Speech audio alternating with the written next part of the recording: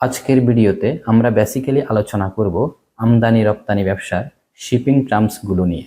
তো দেখুন, আইসিসির সর্বশেষ ইনকোটার্মস অনুযায়ী আমদানি এবং রপ্তানি এই জাতীয় ব্যবসাগুলোতে মোট 4টা ক্যাটাগরিতে 11 ধরনের শিপিং টার্মস রয়েছে। তো আইসিসির ইনকোটার্মসের শিপিং টার্মসগুলোতে যে 4টি ক্যাটাগরি আছে, ক্যাটাগরিগুলো হলো সি, ডি, ই এবং এফ।